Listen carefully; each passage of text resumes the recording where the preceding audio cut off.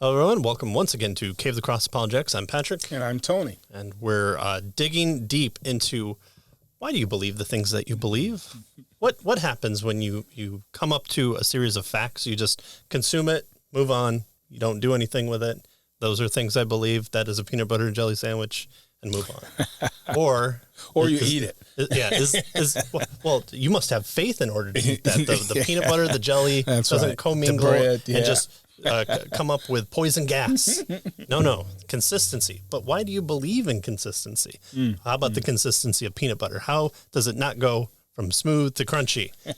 These are the or things. Vice versa. These are the answers to the questions that you come to expect on Cave of the Cross Apologetics, which we appreciate you watching. And we're in the midst of our book, Against All Opposition, by Greg Bahnsen, who's being helped along by American Vision with Gary DeMar. That's right. And the fine folks there. And we've kind of come to the point where we're trying to figure out so we've kind of established that everyone has faith in their system. Everyone has a worldview, a lens that they look through everything through. And when they come up to a series of facts, they filter it through the worldview. So that's how they take in the information. And this is stuff that we've talked about in previous other books, like How to Be an Atheist and Why Should I Believe Christianity, and kind of a whole slew of other things. And so we're to chapter 3 now, where we talk about foundations of faith. Everyone has a faith, but what are the foundations for that? And so what Bahnsen does well is he's slowly building into an understanding while firmly rooting it in Scripture and in the foundation of the gospel, and saying everybody does this, and this is how they should do it consistently, and we are working through that. So we're on chapter 3 now, called the foundational faith. And he talks about how in previous chapters we looked at the concept of faith. Christian faith we saw is not some kind of mindless leap, some blind leaping faith that we're always doing. We're just jumping around. We're jumping Jack Flash. An emotional experience or delusional commitment contrary to good reason, contrary to facts, or contrary to logic. And so we said that we need to understand that the definition of faith of the Greek word pistis is trust, and it's used consistently throughout Scripture, through the secularist Greeks. It's what we've come to know today when we say we have confidence in something, confide, with faith, and it's only that kind of the religious connotation, because we live in a Christian Western world, that we've kind to come up with faith as being simpatico with only Christianity or only religion in general. And so we have to kind of get back to the roots and ad fontes, go back and establish what we mean by faith, so that we can properly explain what we're talking about and show that everyone has confide, with faith in the basics of their assumptions. Their basic assumptions, right. Yeah. So as Christians, we don't turn off our brains when we start exercising our religious commitments or when we witness to people. We don't live in two worlds, the world of reason when we go to our school or work, and the world of faith when we become religious on Sundays. In fact, that's what people accuse a lot of Christians of being, as being hypocritical, as you're good on Sundays and then your daily driver of living antithetically to that is Monday through Saturday, and you need church to clean that all up. To cleanse. But faith is not contrary to reason, and so when we come up to things, we don't set aside Christianity. We don't set aside the Bible. Why? Because the Bible says that Jesus is Lord of all. And we want to believe that. And we want to be honest with people and say, that's what we believe in all things. Right. When it comes to raising our children, we believe that Jesus is Lord of all. When it comes to how one should make war with somebody, Jesus is Lord of all. When it comes to being fair and having even scales, Jesus is Lord of all. And so those things inform and should inform how we do it. If not, we are being hypocritical, which the Bible has a slew of things to say. And when we rely on that, we're saying Jesus is Lord of all of that as well. Exactly.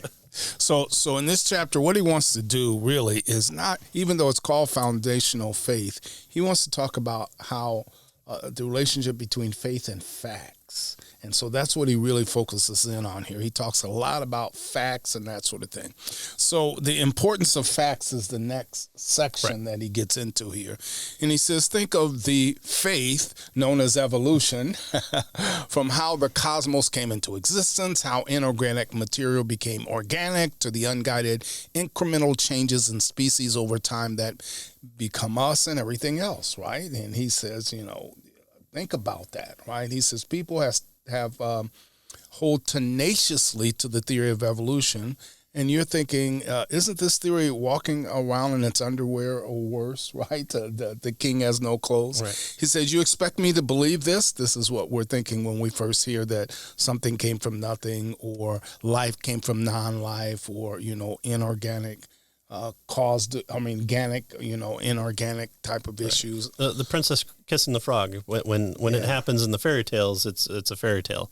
But when you throw in millions of years and millions of kisses, one of those times that frog's going to turn into the prince. Exactly. Yeah. And so you expect me to believe this? He says. You want me to believe that inorganic material spontaneously became organic, that life came from non-life? I'm sorry, but if you want me to take that on faith, then you're really asking me to do what you claim Christians do all the time. Right. And so he's kind of chiding the evolutionists in this particular vein. Right. Yeah. And I've like mentioned this video, and so I had to write it down and I've mentioned it in other episodes before, but Stephen Myers, who's written things like Signature of the Cell, and he's very critical of evolution, Darwinian evolution.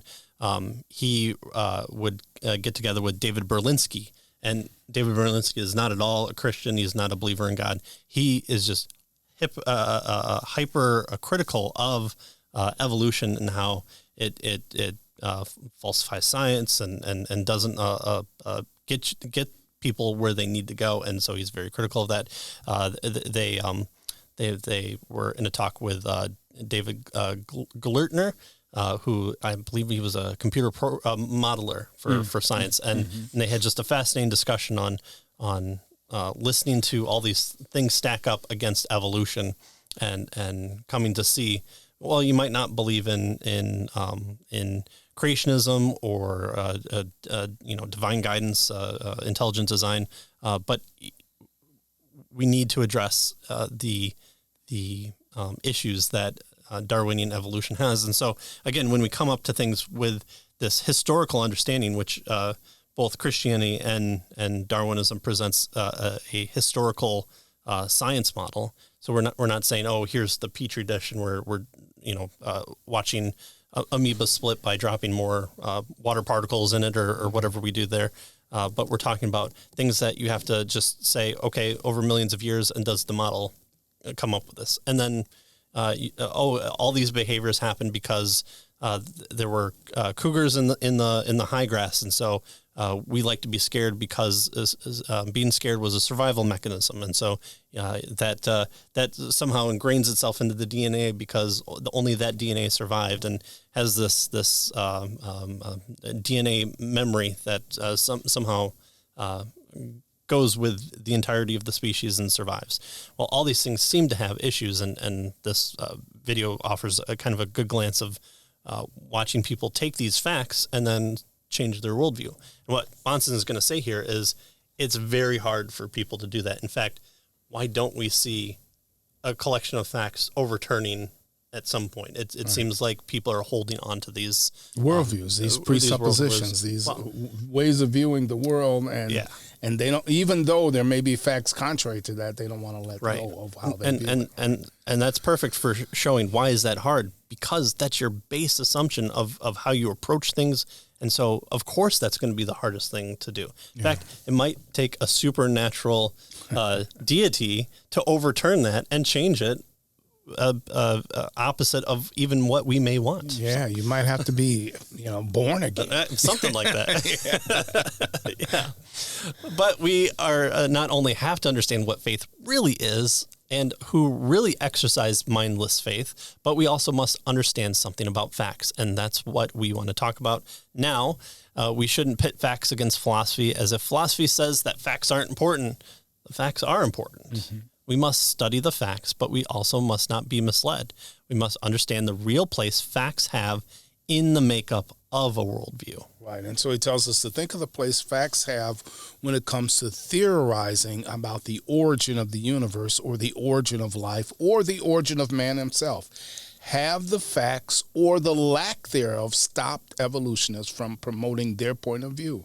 And he says, no, right? First of all, we've never seen those things happen. We've never seen the origin of our universe. We haven't seen that, right? We've never seen something that goes from, non-life to life. We've never seen that. And so, that doesn't keep people from believing, well, but that happens, or that can happen, or that did happen. Right? When we read Mitch Stokes' How to Be an Atheist, he talked about how the fact that scientists needed to come up with the multiverse theory, because in this universe, all you have is trillions of atoms and trillions of stars and 10 to the 52nd place of possible chances.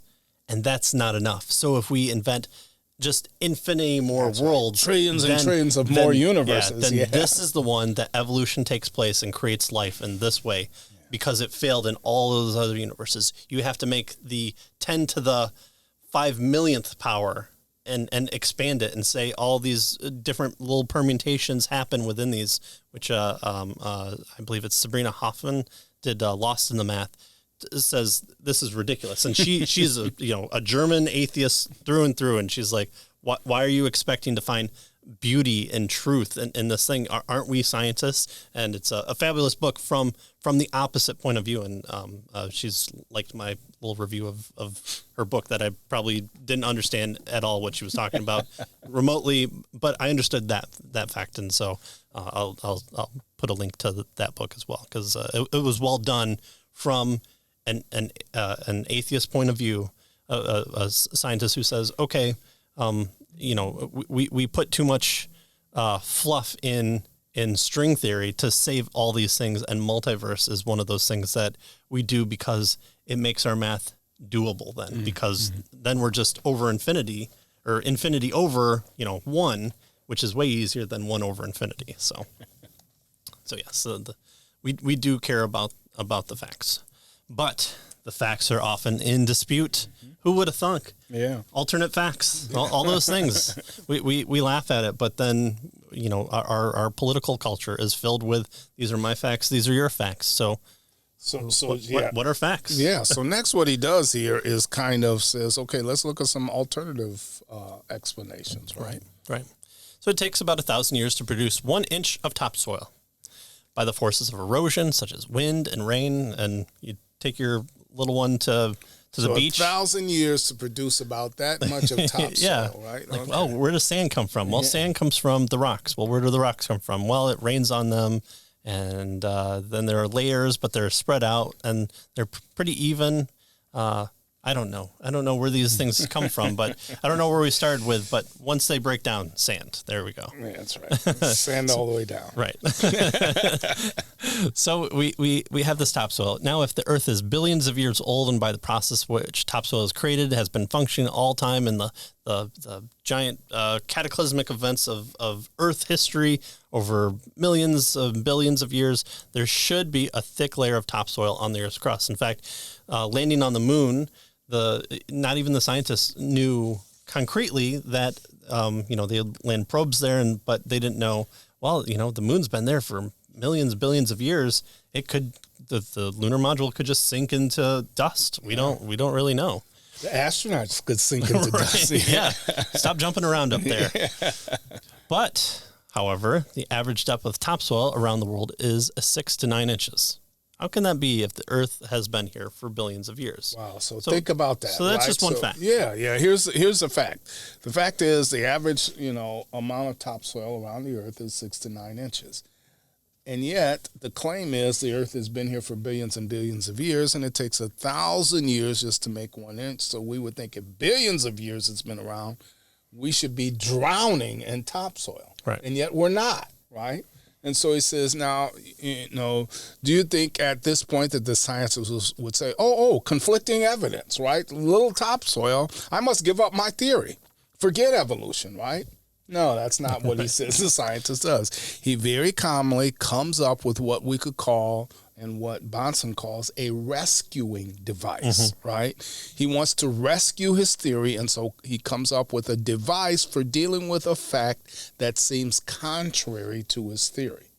Right. And Alvin Plantinga, in his very short but very dumbed down, my version of his book that I couldn't pick up, the first one, but Knowledge and Christian Belief, he talks about this and he of course comes from a little different perspective from us, but he says, you have these defeaters that you could have 1 million of them and still not defeat your underlying premise. Well, I know for certain that your wife was cheating on you last night. I saw her at the gas station.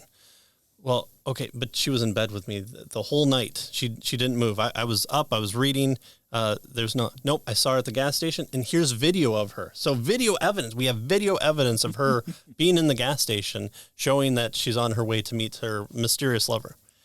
Well, unless if she's a clone, so here are the defeaters, and there are different weights to different ones. And so at some point, you have to say, well, okay, maybe I was dreaming that she was next to me, and all these things kind of amass, and then your initial idea is defeated. And so he takes it from a kind of a different variables, kind of a math approach, and say, if you have so many of these, at some point it's going to topple over. But the book does a pretty decent job. Still a little heady, but I was able to get through it in probably a month. You fly through it in a week, it'll be fine. So Knowledge and Christian Belief is where he talks about this from kind of the opposite perspective, and saying, here are some defeaters that come up at some point, and Mitch Stokes talks about this as well, is scientists really love to hold on to their theories because they name it after themselves. They get grant money, and they get Nobel Prizes for it that end up overturning later. Yeah. And so, so they come up with these, Plantinga calls them defeaters, he calls them rescuing devices. These are things that are, devices to deal with facts that seem to be contrary to their theory. And so, he says the scientists will say something like this. Well, with regard to the topsoil, all that topsoil that you're talking about is washed into the ocean. So that's where it is. So it's not, thousands and thousands of feet high, and we're not drowning in it. It's just washed into the ocean. Mm-hmm. Of course, that gives you a problem with all that topsoil beating in the ocean. But, Right. and atheists do it for Christians on the other one. And so, okay, here are a collection of facts. And so everyone's theory should be defeated in the end, and everyone should kind of come up with the banal agreement of every single fact known possible. And when it comes to political strife, the argument is between raising taxes 23.5% or 23.7%. But we're that's where a debate can take place. But we just can't say, well, taxation is theft and no raising of taxes at all. Right. And so, so really what he's getting at here is with regard to facts, we can, even if we have facts that are contrary to what we believe, if we haven't gotten to the basic presuppositional beliefs, then facts can be dismissed, or we can have rescuing devices that try to explain away the facts. And so facts, aren't what we think they are, right? In fact, that's what he says next here. Right. So facts don't usually resolve conflicts. Right. The reason we have debates and you don't see either side of the debate go, well, you argued it better than I did, and you've come out the winner, or you've persuaded more people in the online poll, and therefore you've won.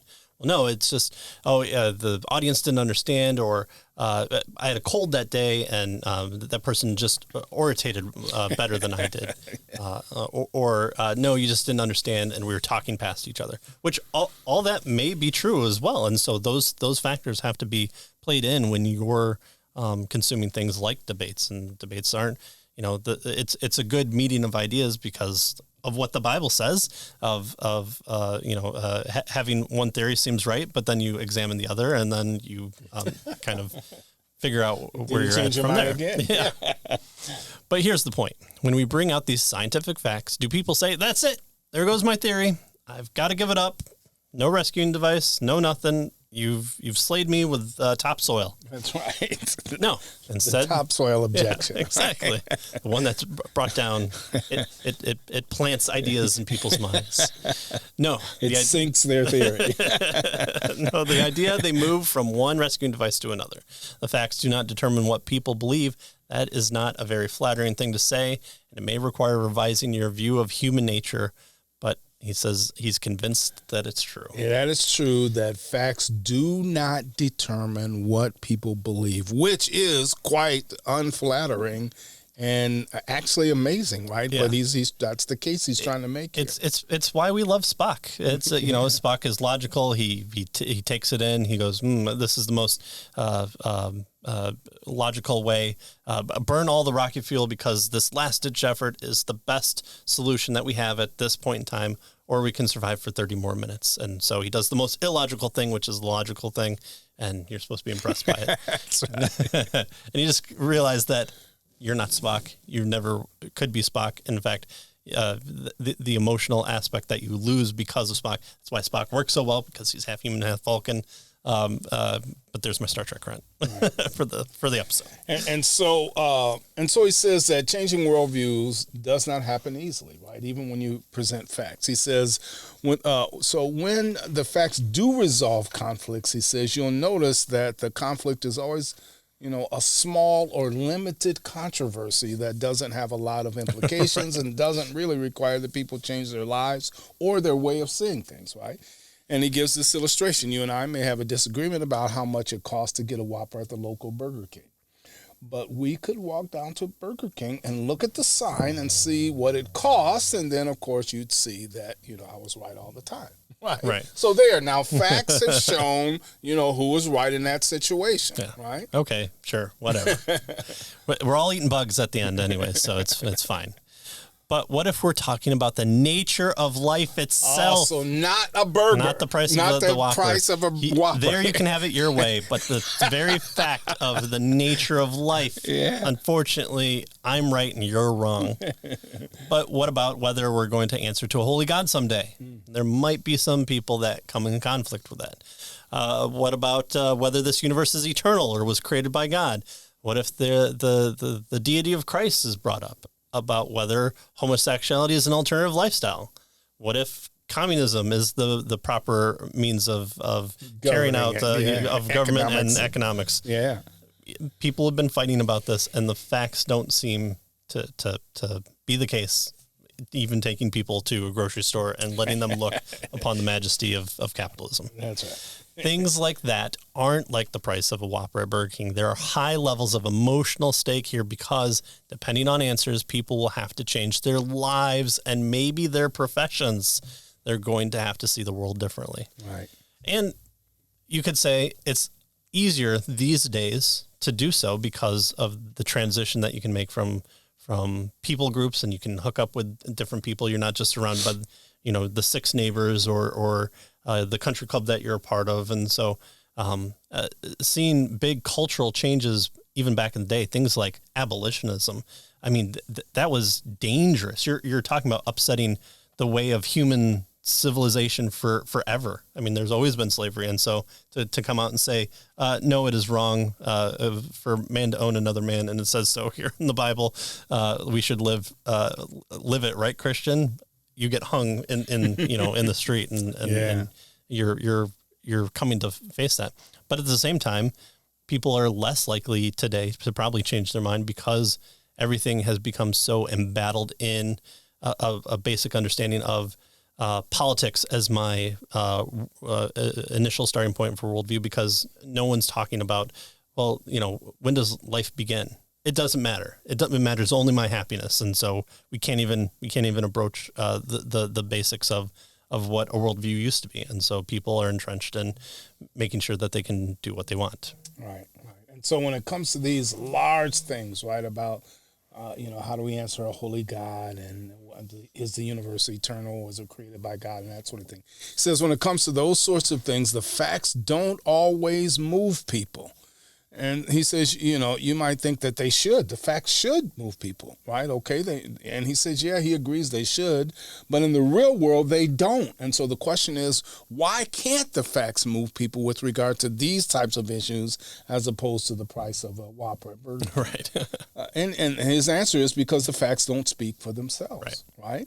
The way in which you see the facts. In fact, what you take to be a fact, he says, is determined by your underlying assumptions. You will never become a good debater, he tells us, if you don't realize that, right? That there's some underlying assumptions that affects how we view and take the facts. People, he says, are not swayed by the facts, though their initial assumptions or their changed minds can be reinforced by the facts. He says you put a fact on the table and it doesn't change underlying, and here's the issue, philosophical commitments, right? Facts don't change underlying philosophical commitments. Yeah. Yeah. So you come up with a rescuing advice or you dismiss it, you throw it over your shoulder and say, hey, I'll deal with that later, or we'll come up with something that'll explain that later. But the fact doesn't necessarily get with that underlying philosophical commitment. Yeah. I think a good example that he uses in here is by using kind of Oliver Stone's movie JFK and being kind of a cultural touchstone of being a really good launching point for people to question, well, who killed JFK?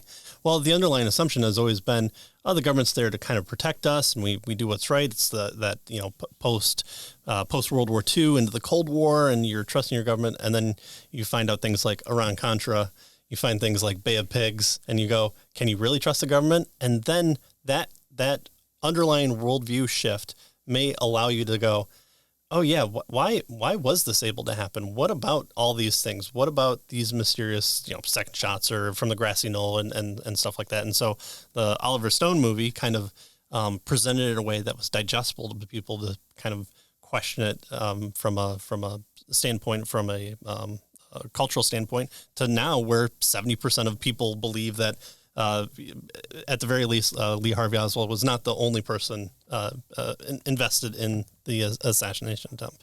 And so those underlying assumptions have to be moved first before you just get, well, there's a puff of smoke behind this fence post, and the Zapruder film was accidentally played backwards for a number of years, et cetera, et cetera. So I thought that was a good example that we can kind of focus on.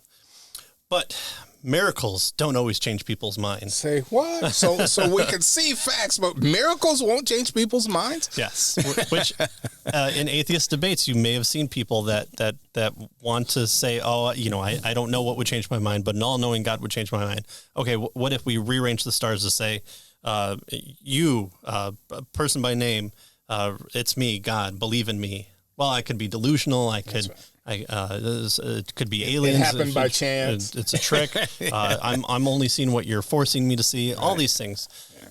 But what about miracles? Miracles can change people's minds, don't they? Right? If you see something strange, you see a floating man, and you're like, "Oh, floating men can exist." Right. Or you go, "Oh, this is a trick of a light. This is not really what it seems. It's a drone that only looks like a man." All these things can come into it. So consider the book of Exodus. God did a series of miracles in Egypt. He sent plagues to the Egyptians. The early plagues were well-placed philosophical attacks upon the Egyptian gods and the way they looked at life. Did the facts, even the miraculous facts, change the worldview of the Egyptians? That's the whole story. No. Did it change hearts? No. Did it change their way of doing things and their way of thinking? Not at all. Right. Yeah. And so, he says... again, you can come to you can use a rescuing device, right? Strange things happen in the universe, right? We can change things into snakes. We can turn water into blood. This is just tricking. Not that we trick, but Moses definitely tricking us. That's right. And so he says, let's imagine that, he's talking to a naturalist. That's a person that says that nature is all there is, the physical world. The physicist who doesn't believe in God and doesn't believe in miracles. I start hammering, he tells us, at him with evidence for the resurrection of Jesus Christ. There is considerable historical evidence for it. It's very comforting. It reaffirms the faith. He's glad that the evidence is there. But I keep throwing these these facts at this naturalist, asking him, so what do you do with that? Right? After fact, after fact, after fact. Finally, the naturalist says, he tells us, okay, I don't know what to make of it. Historically, it does look as if, you've got to grant that this man, Jesus of Nazareth, came back to life. And now you breathe a sigh of relief and say, I guess I got that one, right? He's a believer. Minimal facts worked, and everything's really good. But what he says next is that, well, strange things happen in the universe. Stuff happens. That's right. Okay. One of these days we'll be able to explain it. We just have to, it's the God of the gaps in the other way. We just have to exist long enough where we go, oh, we've got it figured out. This is how, Jesus' body just, it sank into the stone because the earth is really porous there, and what looked like he disappeared, he did disappear. And then someone came about and said, oh, I know what to do. I've heard of all Jesus' teachings, so I'm going to pretend to be Jesus and be super important to the disciples. Someday we'll be able to explain. Here we go. Yeah. So he threw facts at him again and again, but he did not change his underlying philosophy. Every time he got one of those facts, he just threw it over his shoulder into what was for him a bottomless pit of facts that don't fit his presupposition. And so the point again is that he's trying to make, and he's hammering this home, is that facts really don't do it, right? We have to get at the underlying presuppositions. He says most people will not get as far as to admit, okay, that's right. He says, if you just throw facts at them, most people will not even accept that a fact is a fact. The philosopher says, no, that can't be. That doesn't fit in my worldview, so it can't be a fact. There are still people that believe Jesus didn't exist. That's right. And so they'll kind of bat it down. So, even when you throw the best evidence, he tells us, that you've got for the resurrection of Jesus at them, they can take it and say, big deal. Right? Yes. The reason for that is they haven't changed their philosophy. Their worldview stands, and it comes into conflict, and so they dismiss it or say it's not possible, or my worldview can explain why you're able to accept this. Right. They haven't changed their mental outlook, or to put it in fancier terms, they haven't changed their presuppositions. Right. The things that they bring to the table, that they look at the world through. They see the world in a particular way, and all you've given them is more grist for their mill to interpret the world in that way. You throw miracles at them, and they try to give you a naturalistic explanation of the miracles. Right. And that's what people try and do with the Jesus seminar, or people that want to give so much away and say, okay, well, some things in the Bible are changed. We'll admit that. But for the Red Sea, the strong wind prevails a lot, and it pushes up the silt, and it creates a walking path sometimes. We know this historically, and so that's what happened at this time. And so they're just attributing to God what's happening naturally. Will you believe then? And you might get them to say, okay, I might believe that happened. But what is our ultimate goal? Our ultimate goal is to say, Jesus is the resurrection and the life. No man can come to the Father except through me. I am the way, the truth, and the life. If some silt moves, we need an overhaul of mind, soul, body, spirit. That's right. So you throw miracles at them, and they try to, they give you a natural explanation, and you might think, well, but they shouldn't do that, right? I mean, you've just given them the evidence, the facts, right? He says, but when people will not accept the evidence for what you say it is, even when you're right, and even when they will not accept that evidence as proving what you think it proves, he says that they're well within their intellectual rights not to accept it, which is surprising, right? Why? He says, I'm not saying that they're within their spiritual rights, nor is he saying that they are within, that they're right, period, right? He's saying that they are within their intellectual rights, and here's the key, given their naturalistic assumptions. Mm-hmm. So based on their assumptions, they shouldn't accept what you have to say, right? Right. And so this fits well with what we're told in the Bible, Romans 1. It's what we're told to expect by preaching the gospel. It's what we've come to expect, again, with all these are presuppositions of what we claim to hold on to, which is the Bible is the foundation for truth and life. And we expect God to monergistically have the free reign to choose who will come to him and he does this by a supernatural means. And so this is what we come to expect, and we preach the gospel because it is the only way by which man comes to saving faith. Right. And so you have to get at the presuppositions, their worldviews, and what he's arguing here is that facts really don't do that. And so we can hold the facts. We can and we should know the facts. And it's what we're told to do. For anyone that comes, you be ready to give the reasons for why you have, and those include facts. Paul tells us to go to the 12, the 50, the 90, the 500. These men saw the resurrected Jesus. It wasn't, it wasn't solely based on, Jesus is the foundation for all knowledge, and so that's the only place you can go. No, go to the minimal facts. Go to the maximal facts. Talk about the inner workings of Scripture. Show that the fulfillment of prophecy occurs from Jesus. That's be back. He talks to the Bereans and says, "You've done good. This is exactly what you're supposed to do." Right. So all these things can help to it, but we have to understand our ultimate basis for what will ultimately change people's presuppositions. And within the non-spiritual realm of things, we can do that as well, but we have to understand there are things that people come about. If you want to just only believe in intelligent design and you come up to an evolutionist, there's going to be clash until you get like a Berlinski who says, I'm looking at it through a naturalistic worldview, and these things coming up as bonkers. Yeah. So even when we're not talking about the basics of fact, this is still good for when we talk to people about abortion, or when we talk about economic stability. Ultimately, as Christians, we want to say Jesus is Lord of all that, and so we would always tie it back to that as well. But if we're going to base assumptions here, just throwing at people, well, the fetus is conceived at conception, it's opposite DNA. Well, that doesn't seem to do much all the time. We have to understand of where they're coming from. And ultimately, we would argue that it's a spiritual heart movement that needs to happen there. But there are atheists who also believe in pro-life, so there's that.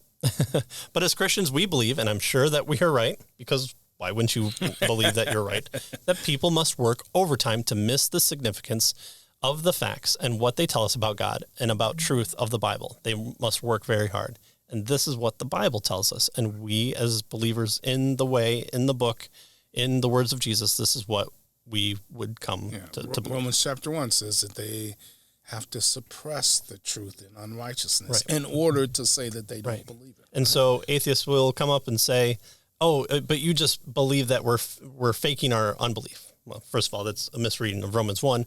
But when we properly explain what we mean by Romans 1, we would say, yes, we believe what the Bible says, ultimately. But within their philosophical systems, they are intellectually within their rights to treat the facts you present them in the way that they do. And so don't be surprised about this. And so what's going to happen? We need to do something more than present the facts. We need to go after the philosophy by which people accept and interpret facts. And so that's what he wants us to see, right? It's more than just facts.